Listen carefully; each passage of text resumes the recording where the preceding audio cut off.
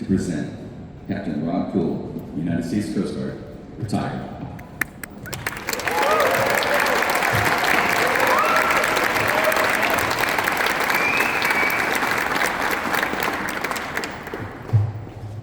Good morning. It is a great pleasure to see all of your faces here, and I'm just in awe. Thank you for being here. Thank you, Admiral Cottrell, Broadhurst, family, friends from near and far. I appreciate the time, energy, and effort and sacrifice you have made to be here today to help me and my family celebrate what these last 36 years of my life have been. I want to share with you what I feel were some key decision points, much like what Admiral Cottrell was saying, are the key things that made it point of where we are today. Number one, I grew up in a Christian home, the youngest of 5 children. My loving parents, Don and M. Kuhl, that loved God and taught us that God was real, and trusting Him and the teachings of the Bible were the foundation to life's success. Not that it would be without hardship, the foundation. But I had to make that faith my own, and I did. With help from my parents, mentors, leaders, pastors, choir directors, and friends from church, several which are here today, from long back, way back then. They knew me as Robbie back then. So if anybody calls me Robbie, you know they're from my before time. They all encouraged and supported me, making Christ the Lord of my life, and the foundation of standards to guide and direct every aspect. Number 2, carefully choose where and who you spend your time with. If you hang out with 4 idiots, you will soon become the 5th. If you hang out with 4 goal-oriented, hard-working people that respect and care for others, you will become the 5th. One like that. Of those associations, there's none more important than if you choose to get married, who your spouse is. I met my beautiful wife Esther in college prior to joining the Coast Guard. And yes, she did run away the next day after seeing me. But we worked it out. I was fortunate that I didn't meet her sooner, as her friend told her. I had a lot of growing up to do.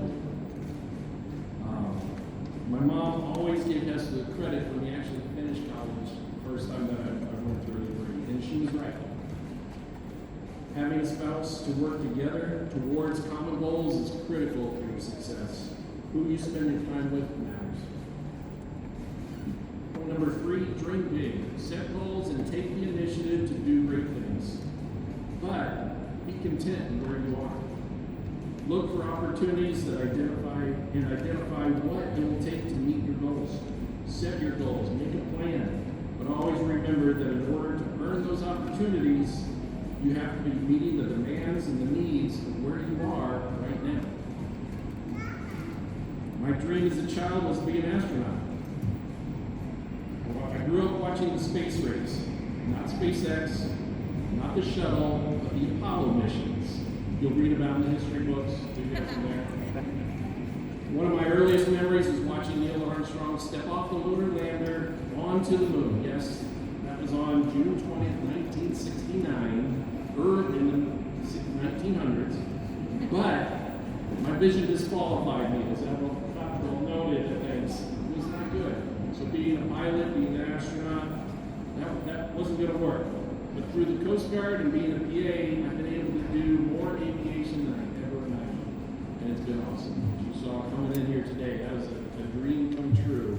That for years I've been doing it, and the command pulled it off. XO did a fantastic job just doing everything. Thank you.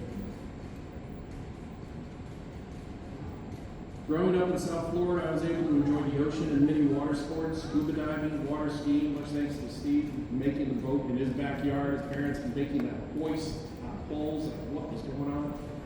But we did that, and we did all kinds of things that just really were amazing and a lot of fun. When Hester agreed to marry me, she did make me promise to move 3 times. The family grew up traveling the world. Trinidad and Tobago, where she was born, Belgium, Iran, New Jersey, Michigan. I grew up in the same house that my family lived in since I was born. So when we got married, we got move number 1 done right away. We moved from Massachusetts to Colorado. We had never been there before, but Colorado does have license plates. If you haven't seen them, they're the green with the white mountains. That was one of the things. Yeah, okay, the mountains were the real draw, but yes, they had a good license plate.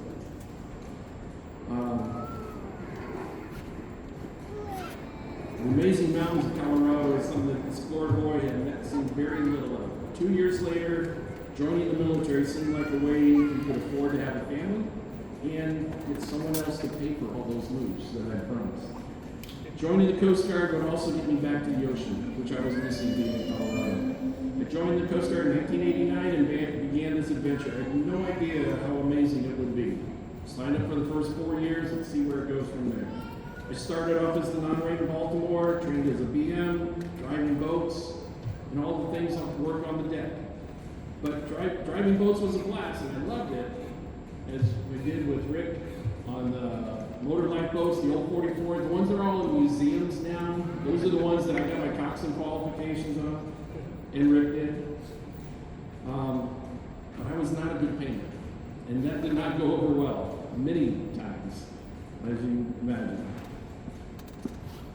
So I heard about the PA program, but you had to be an HS at that time. It's now open to all rates, but back then, way back then, it was you had to be an HS. So I put in to change rates.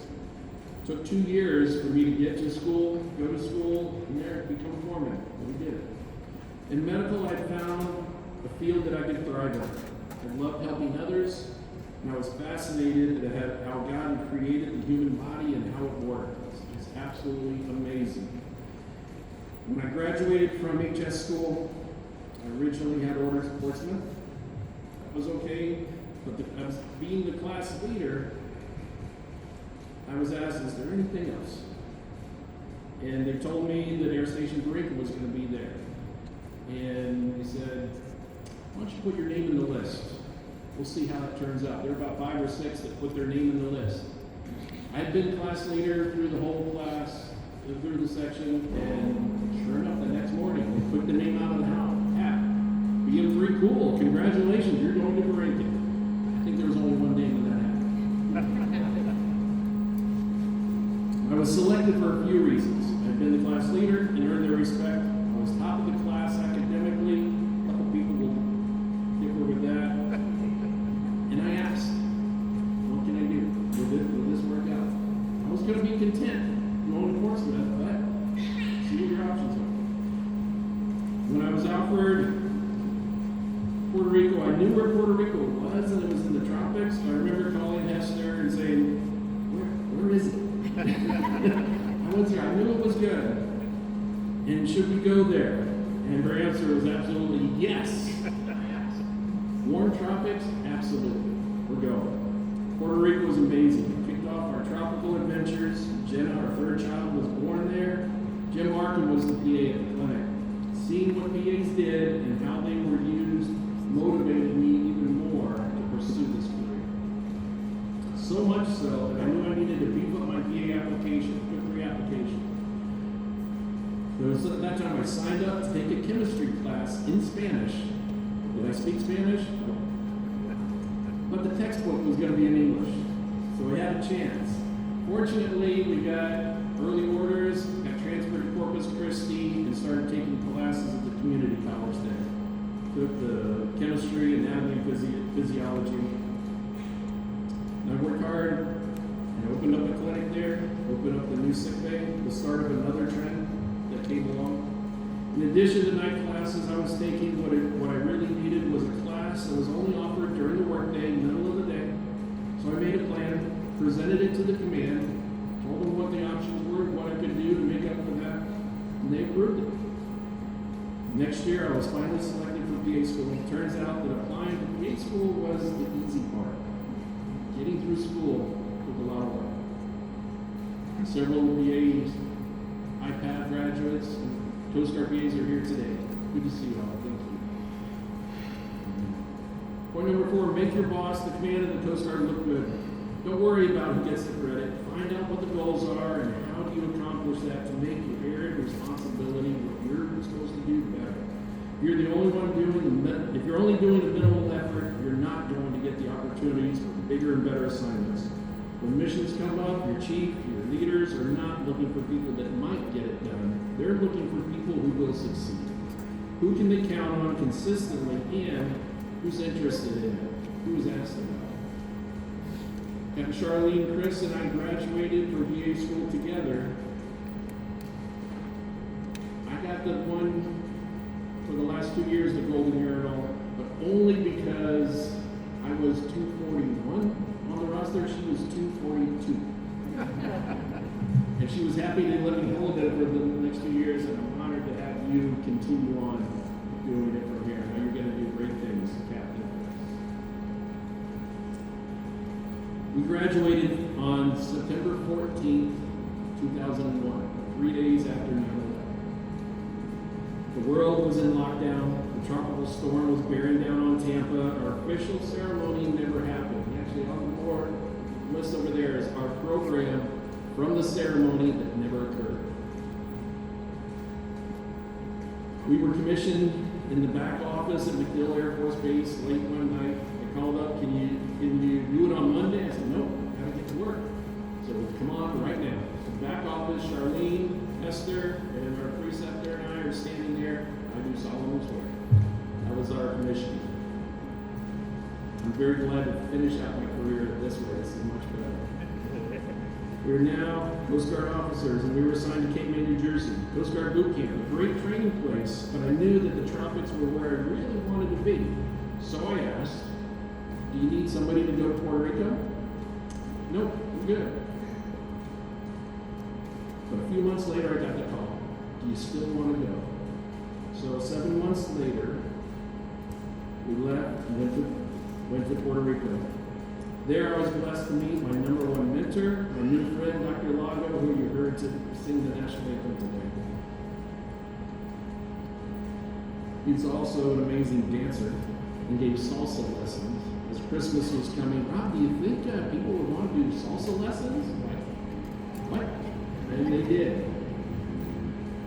Ask him about the military, America's Got Talent was in there. We also had then Captain Charlie Ray as our CO. As I did many of you know, became the Vice Commandant, fantastic leader, things, and a person that was just amazing. Him and his wife Donna were incredible to have as mentors, leaders, to see as we were going along. It was an amazing time growing professionally in medicine, knowledge and skill, and personally through the leadership displayed by these folks.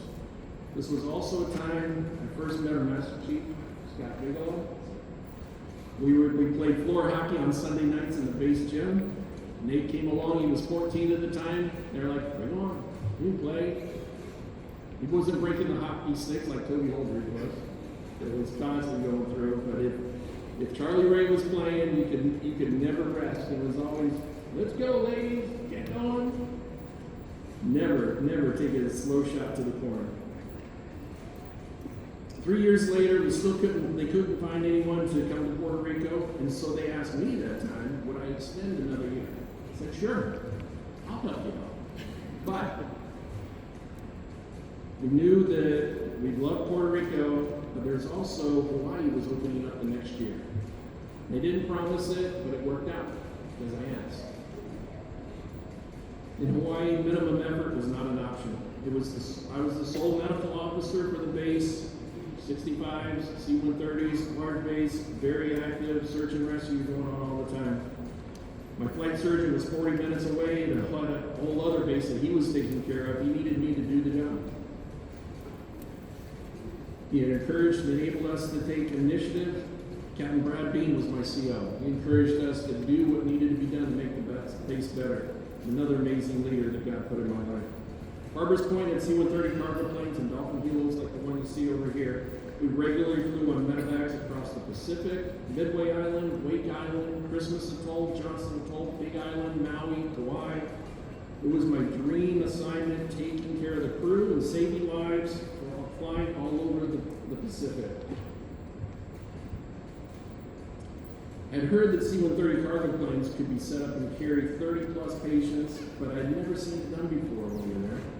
So I asked one of the load masters if it was true. He thought it was. We looked at up the configuration of the manuals, we dusted off a couple of crates, we pulled out the parts, pulled out the broken pieces, and replaced those, ordered those, figured out how the straps work, where the stanchions connected, and we set it all up, teaching the flight crews and the medical team how to do it. And then we went flying around, like we always could, any kind of excuse to go for a flight, took the crew flying. Then we stowed it away just in case. A few months later, on October 15th, 2006, there was a major earthquake off the Big Island near Kona, just a few months after we had prepped up. And then the question came to us, can you help us move patients from the Kona hospital to a safer place? Yes, we can. We know how to do it. While Barbara's Point was certainly my aviation high, it also brought my lowest of lows. On September 4th, 2008, Eagle 6505 crashed. It was during the training mission, pilots Tom Nelson, Andy Wishmeyer, Flight Mech Josh Nichols, and rescue swimmer Dave Skimman were killed that night. It was a tragic loss and sort of like the longest night in my life. One that changed many lives forever that night and taught me how powerful and caring the Coast Guard family, the Coast Guard Foundation, Coast Guard Mutual Assistance, how much they are in taking care of our families in times of need. In the weeks that followed, I had the opportunity to come alongside my shipmates that were hurting. I had Coast Guard close friends, family support me through this, and I was able to lean on God to encourage and strengthen us through it. We were not alone. During this assignment in Hawaii that I reached 20 years in the Coast Guard, I asked Esther if she was tired of moving. You know what her answer was. I had met the quota, 9 moves so far to this point. I could retire, we could settle down in one place. We thought about it, prayed about it, and not surprising, we decided that we loved the island of Hawaii and the people was amazing. But there were still more adventures the Coast Guard had to offer, and that we could contribute, and that's when overall, we ended up with 14 moves that brought us back here to Jacksonville.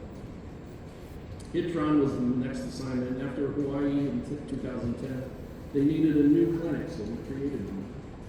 We did it. I even got a chance to deploy with Hitron, Patrol, and yes, there are a lot of stories from that deployment.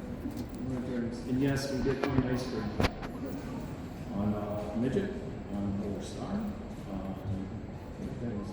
This deployment renewed my love for the sea and enlightened me to the hard work and dedication other crews go through being underway for weeks and months running 24-hour operations.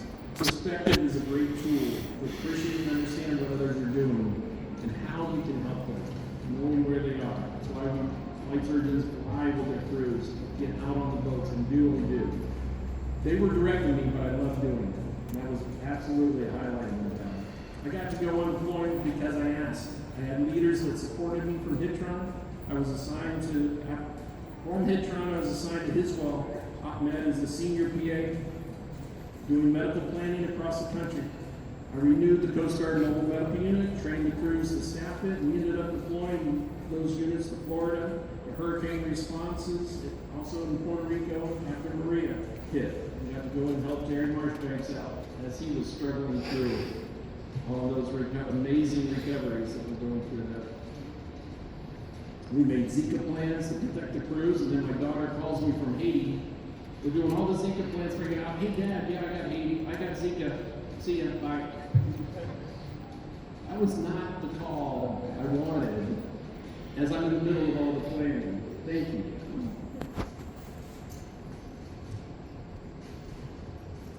Counter narcotics mission, medical missions, support plans for cutters were still things, but I still had one more deployment I wanted to do.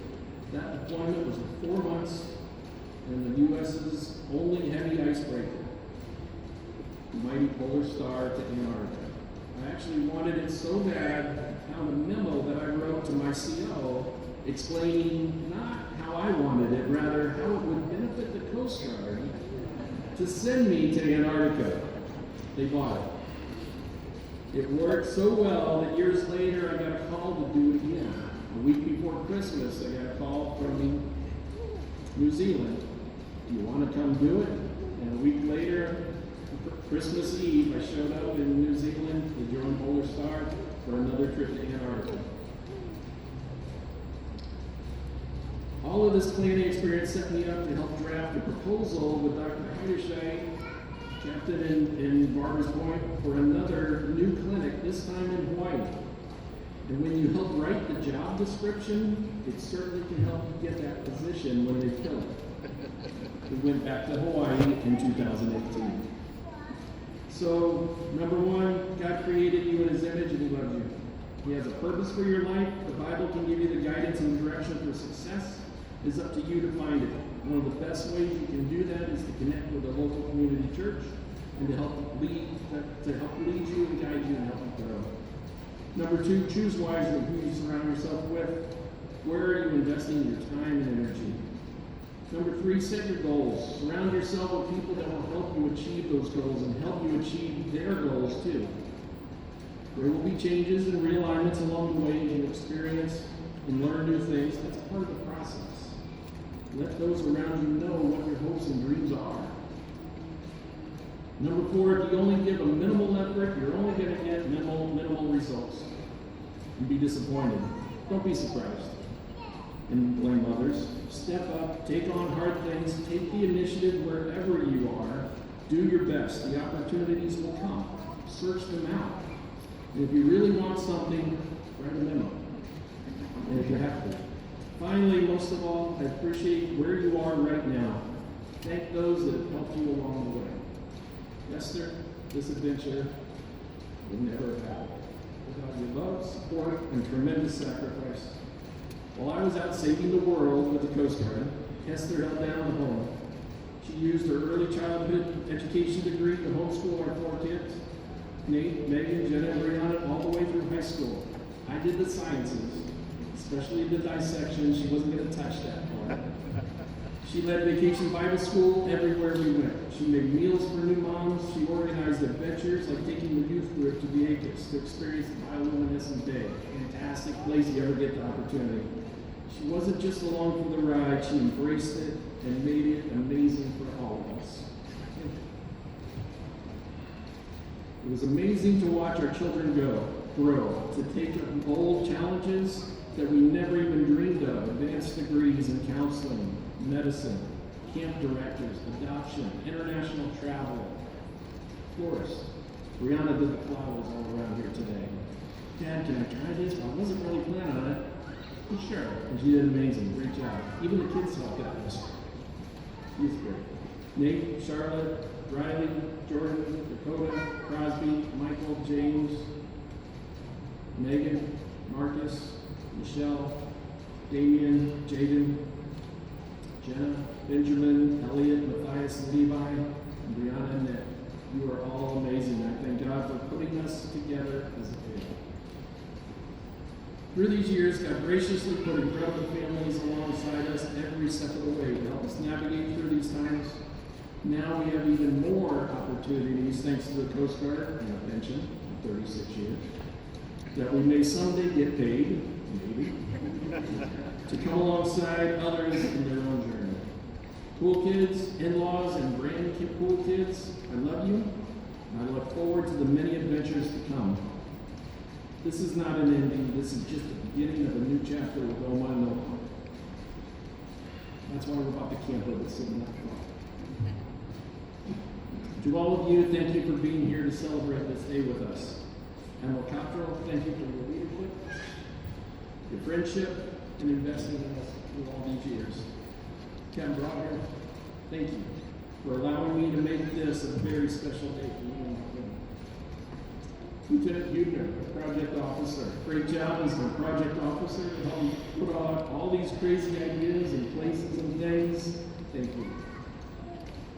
You were created in the image of God. He has a plan for you. The situations you face, the choices you make matter. They form your character, but don't let it hold you back. Embrace it. Set your goals and let people know what your dreams are. Make wherever you are a better place for you and those around you, and it will make a difference. God bless you.